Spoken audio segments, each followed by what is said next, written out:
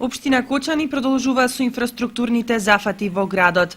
Деновиве се врши реконструкција на тротоарската површина околу кружниот тек.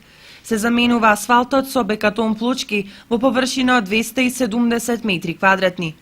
Општина Кочани презеде активност за санирање на тротоарската површина околу кружниот ток. Бидејќи самите, како што знаете, кога се градеше кружниот ток, беа заменети дел од равниците, со што дојде до оштетување на асфалтниот дел од тротоарската површина. Така да сега ќе направиме замена на асфалтната површина со бекатон плочки во должина од 75 метри и негде прошна широчина околу 3,6 метри или вкупно околу 270 метри квадратни тротоарска површина ќе биде заменета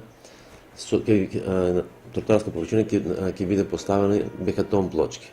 Инаку во моментот градежни активности се спроведуваат и на неасфалтираните улици во руралните средини со поддршка од Агенцијата за финансиска помош на земјоделието. Преку Агенцијата за финансиска помош на земјоделието се добиени неколку улици во селата Горни Подлог, имаме 2 улици, во Долни Подлог 1 улица и во село Мојанци исто така 1 улица.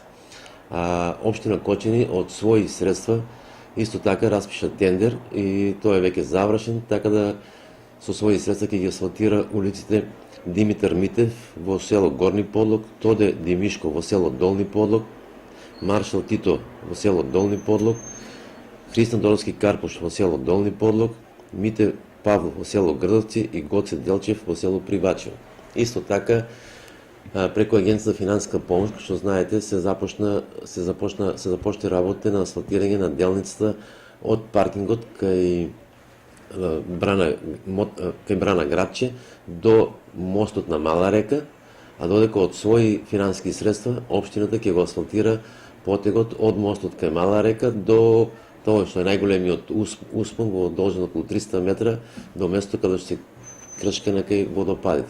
Така да со ово ќе биде решен еден поголем дел од патниот правец од Брана Грабче према Јастреб. До сега се спроведоа и низа активности за урбанизација кај потегот во трговскиот центар, за кој Димитров додава. Се поставија нови бекатон плочки, се поставија столчиња со кои сакавме да го спречиме качувањето на моторните возила на тротоарските површини. Но како што и сами гледате, културата на младите поготово е на лошо ниво, бидејќи поголемиот дел од овие столпчиња се срушени, ги кршат и така да мораме да ги отстраниме. Откако ќе се изврши нивна репарација, ќе ги поставиме повторно.